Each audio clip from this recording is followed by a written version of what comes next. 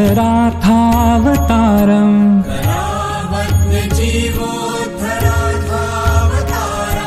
कलाङ्काङ्कतेजोऽधिकामोदिवक्त्रम्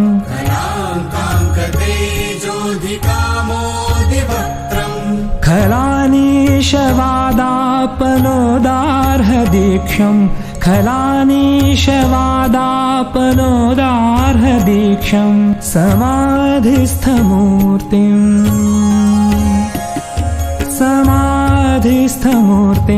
भजे ज्ञानदेवम् समाधिस्थमूर्तिं भजे ज्ञानदेवम्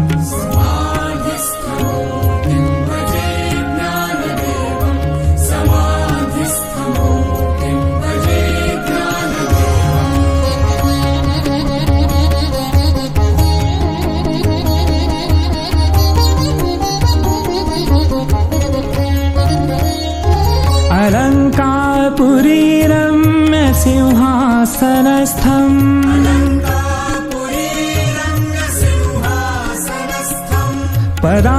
पदाम्भोजतेजः स्फुरदिक्प्रदेशम्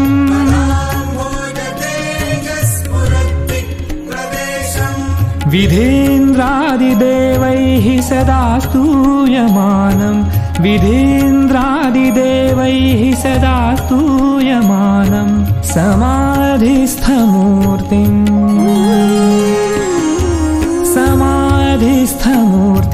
भजे ज्ञानदेवम् समाधिस्थमूर्तिं भजे ज्ञानदेवम्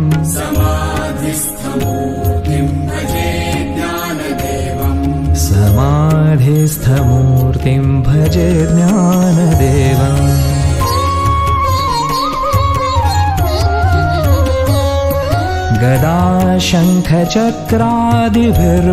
गदाशङ्खचक्रादिभिर्भाविताङ्गम्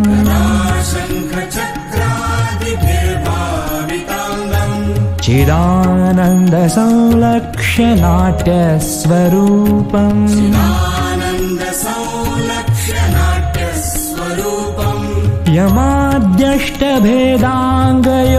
यमाद्यष्टभेदाङ्गयोगप्रवीणम्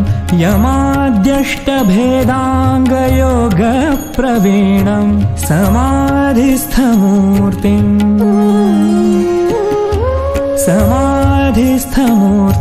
भजे ज्ञानदेवम् समाधिस्थमूर्तिं भजे ज्ञानदेवम्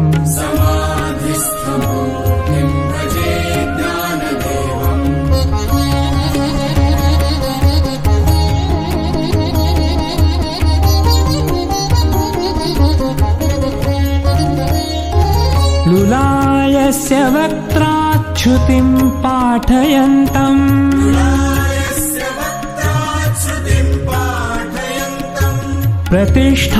प्रतिष्ठानपुर्यान् सुधी सङ्गसेव्यम्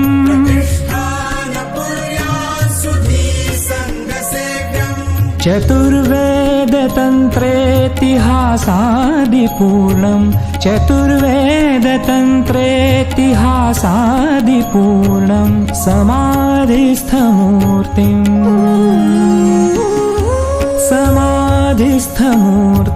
भजे ज्ञानदेवम् समाधिस्थमूर्तिं भजे ज्ञानदेवम्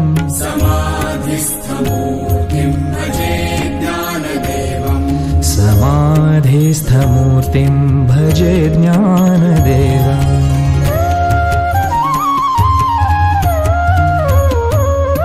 सदा पंढरीनाथ पादाब्जभृङ्गम्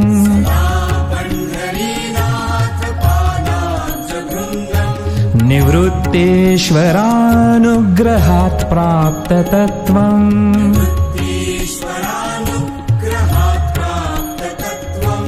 महेन्द्रायणी तीरभूमौ वसन्तम् महेन्द्रायणी तीरभूमौ वसन्तम् समाधिस्थमूर्तिं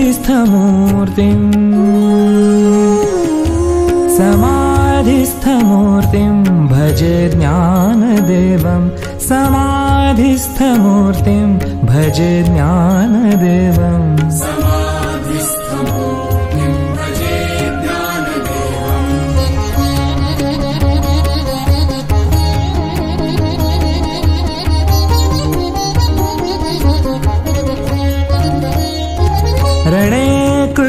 बीभत्सु संवादभूतो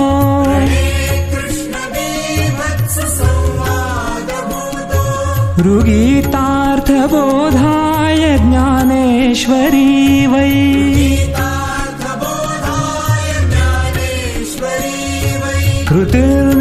कृतिर्निर्मितायेन च प्राकृतोक्त्या कृतिर्निर्मितायेन च प्राकृतोक्त्या समाधिस्थमूर्तिं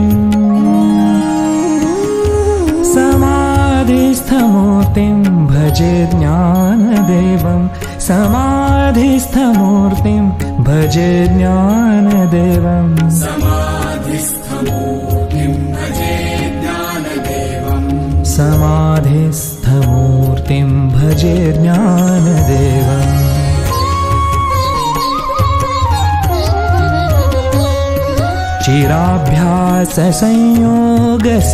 चिराभ्याससंयोगसिद्धेर्बलाढ्यो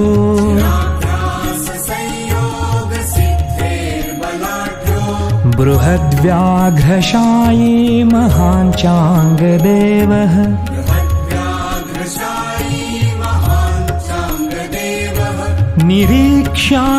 निरीक्ष्याग्रकुड्यागतं वीतगर्वः निरीक्ष्याग्रकुड्यागतं वीतगर्वः समाधिस्थमूर्तिं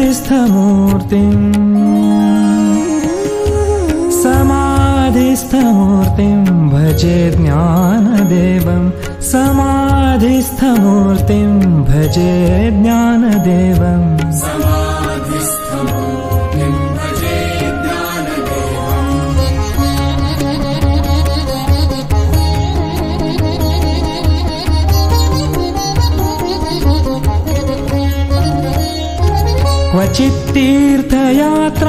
क्वचित्तीर्थयात्रामिषेणेति नीत्वा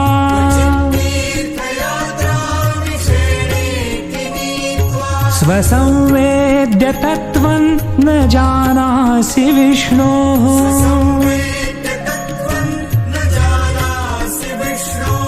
ततः प्रेषितः खेचरं नामदेवः ततः प्रेषितः खेचरं नामदेवः समाधिस्थमूर्तिं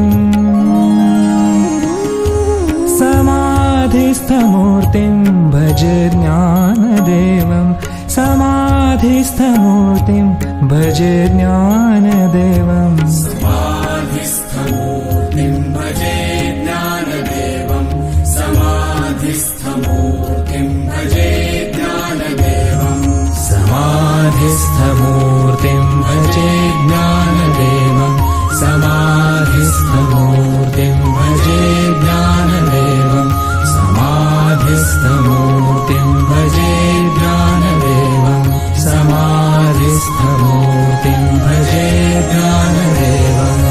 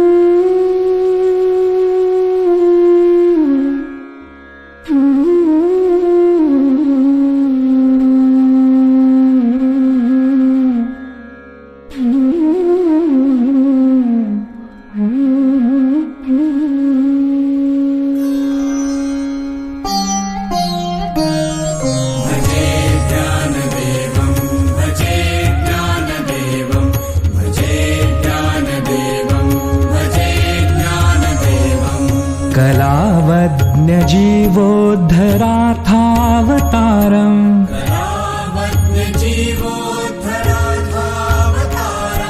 कलाङ्काङ्कतेजोऽधिकामोदिवक्त्रम्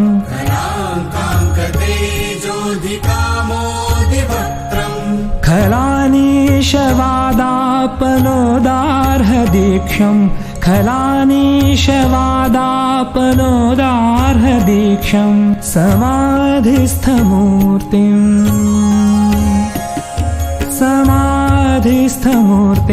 भजे ज्ञानदेवं समाधिस्थमूर्तिं भजे ज्ञानदेवम्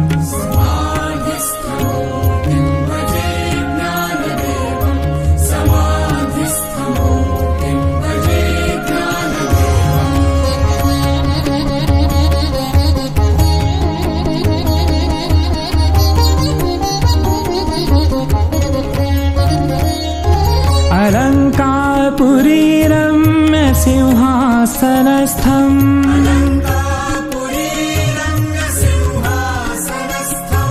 पदाम्भोज तेजः स्फुरद्दिक्प्रदेशम्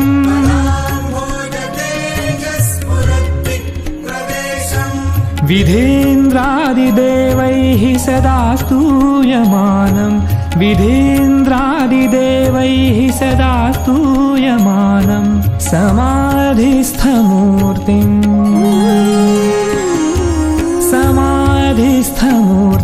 भजे ज्ञानदेवम् समाधिस्थमूर्तिं भजे ज्ञानदेवम्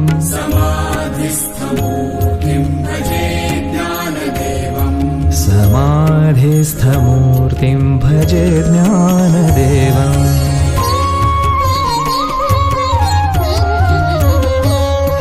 गदा शङ्खचक्रादिभिर्भाविताङ्गम्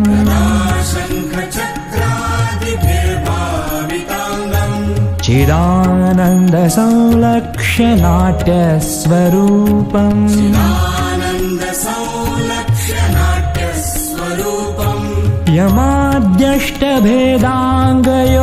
यमाद्यष्टभेदाङ्गयोगप्रवीणम् यमाद्यष्टभेदाङ्गयोगप्रवीणम् समाधिस्थमूर्तिं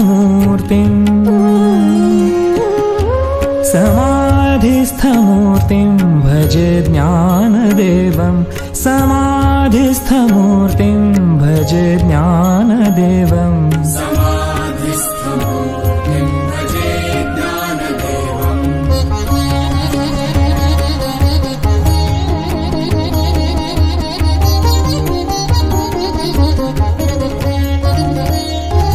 लुलायस्य वक्त्राच्युतिं पाठयन्तम्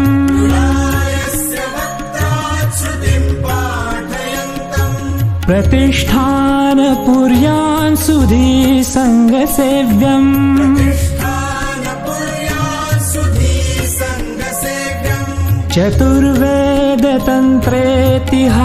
चतुर्वेदतन्त्रेतिहासादिपूर्णम् चतुर्वेदतन्त्रेतिहासादिपूर्णम् समाधिस्थमूर्तिं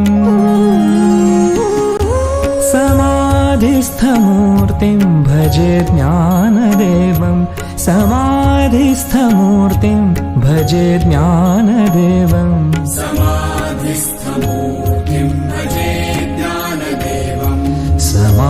समाधिस्थमूर्तिं भजे ज्ञानदेवम्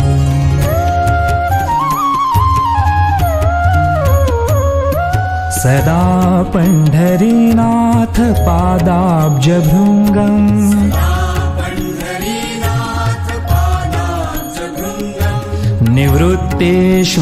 निवृत्तेश्वरानुग्रहात् प्राप्ततत्त्वम्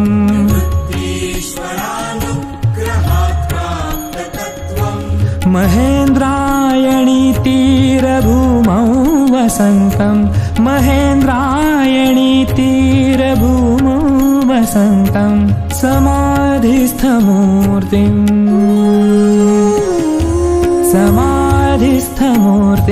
भजे ज्ञानदेवम् समाधिस्थमूर्तिं भजे ज्ञानदेवम्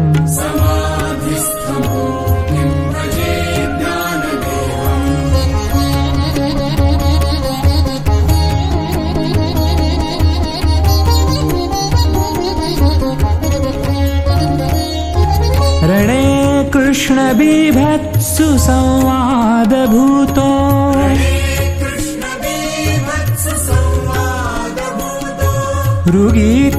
ऋगीतार्थबोधाय ज्ञानेश्वरी वै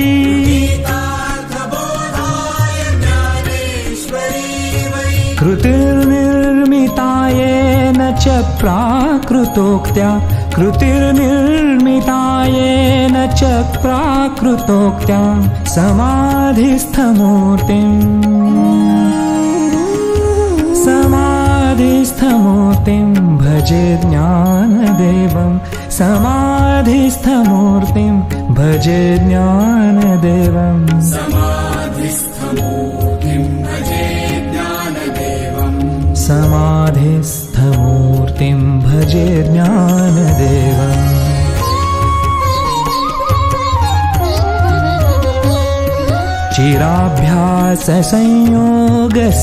चिराभ्याससंयोगसिद्धेर्बलाढ्यो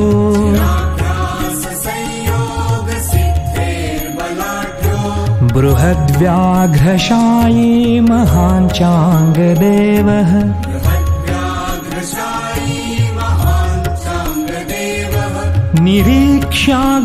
निरीक्ष्याग्रकुड्यागतं वीतगर्वः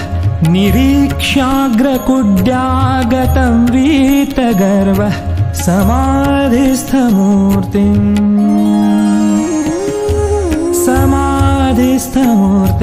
भजे ज्ञानदेवं समाधिस्थमूर्तिं भजे ज्ञानदेवं समाधिस्थमूर्तिं भजे ज्ञानदेवं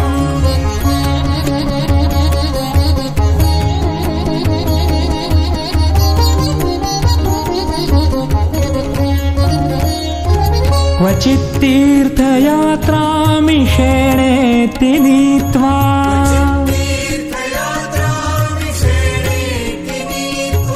स्वसंवेद्य तत्त्वं न जानासि विष्णोः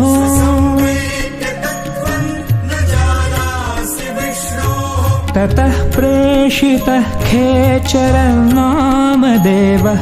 ततः प्रेषितः खेचरं नामदेवः समाधिस्थमूर्तिं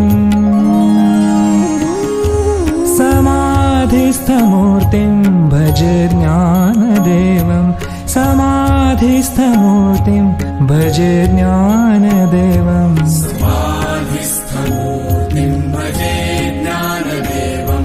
समाधिस्थमूर्तिं भजे ज्ञानदेवं समाधिस्थमूर्तिं भजे ज्ञानदेवं समाधिस्थमूर्तिं भजे ज्ञानदेवं समाधिस्थमूर्तिं भजे ज्ञानदेवं समाधिस्थमूर्तिं भजे ज्ञानदेवम्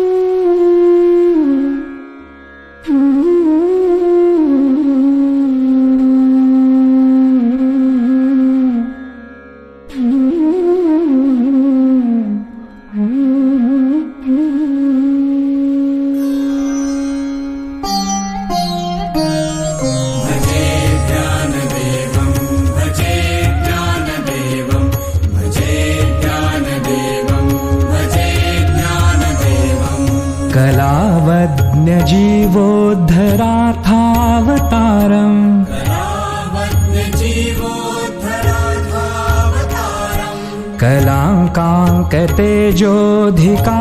कलाङ्काङ्कतेजोऽधिकामोदिवक्त्रम्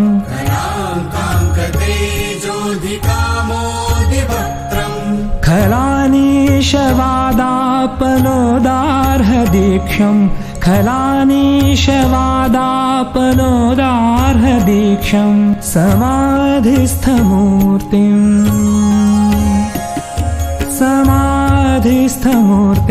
भजे ज्ञानदेवं समाधिस्थमूर्तिं भजे ज्ञानदेवं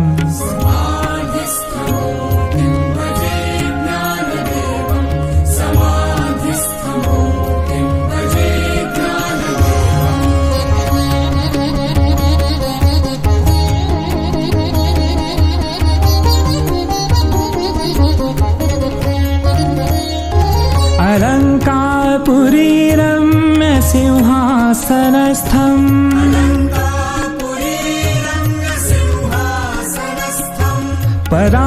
पदाम्भोजतेजः स्फुरद्दिक्प्रदेशम्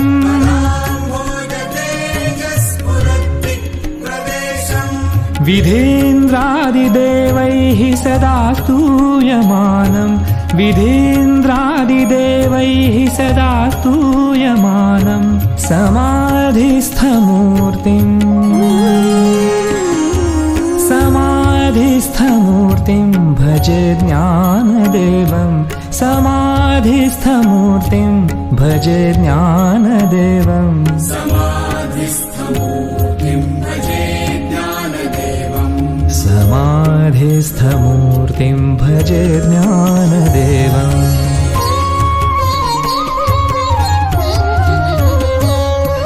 गदा शङ्खचक्रादिभिर्भाविताङ्गम्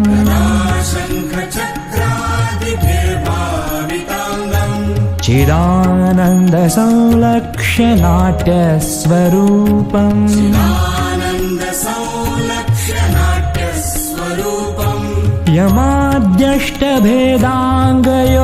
यमाद्यष्टभेदाङ्गयोगप्रवीणम् यमाद्यष्टभेदाङ्गयोगप्रवीणम् समाधिस्थमूर्तिम्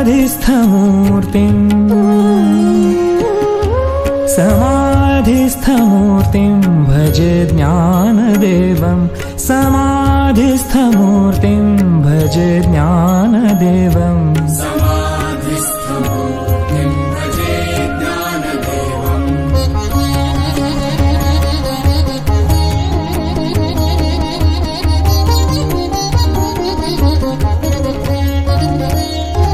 लुलायस्य वक्त्राच्युतिम् पाठयन्तम्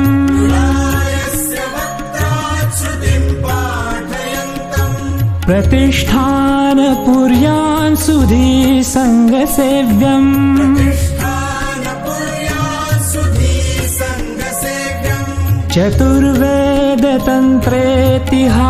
चतुर्वेदतन्त्रेतिहासादिपूर्णम् चतुर्वेदतन्त्रेतिहासादिपूर्णम् समाधिस्थमूर्तिम्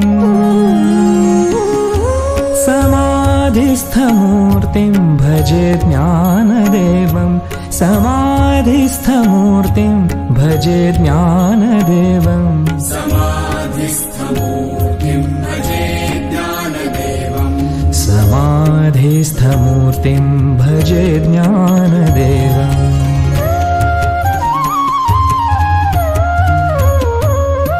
सदा पण्ढरीनाथ पादाब्जभृङ्गम्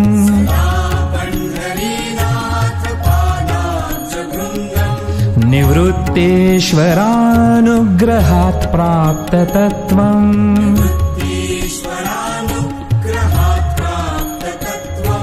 महेन्द्रायणी तीरभूमौ वसन्तम् महेन्द्रायणी तीरभूमौ वसन्तम् समाधिस्थमूर्तिम् समाधिस्थमूर्तिम् भजे ज्ञानदेवम् समाधिस्थमूर्तिम् भजे ज्ञानदेवम् समाधिस्थमूर्तिम् भजे ज्ञानदेवम्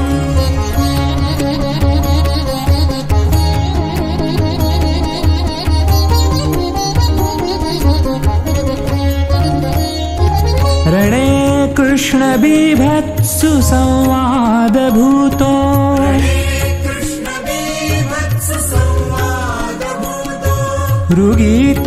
ऋगीतार्थबोधाय ज्ञानेश्वरी वै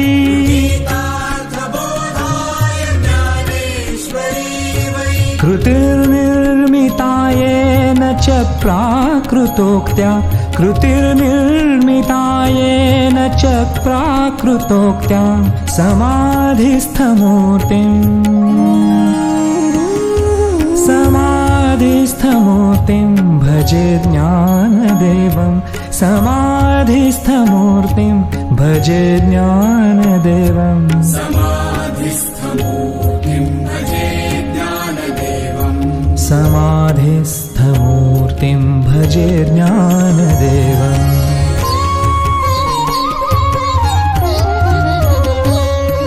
चिराभ्याससंयोगसिद्धेर्बलाढ्यो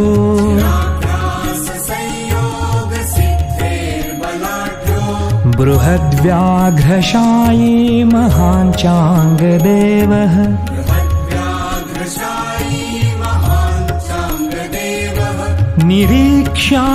निरीक्ष्याग्रकुड्यागतं वीतगर्वः निरीक्ष्याग्रकुड्यागतं वीतगर्वः समाधिस्थमूर्तिं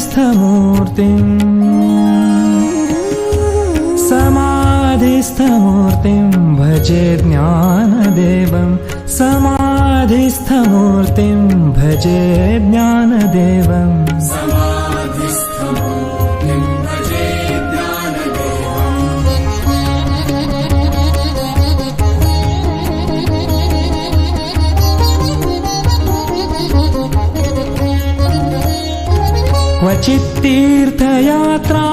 क्वचित्तीर्थयात्रामिषेणेति नीत्वा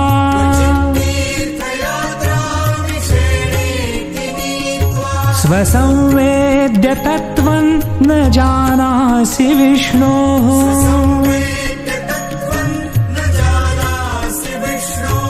ततः प्रेषितः खेचरं नामदेवः ततः प्रेषितः खेचरं नामदेवः समाधिस्थमूर्तिं भज ज्ञानदेवं समाधिस्थमूर्तिं भज ज्ञानदेवम् समाधिस्थमूर्तिं भजे ज्ञानदेवं समाधिस्थमूर्तिं भजे ज्ञानदेवं समाधिस्थमूर्तिं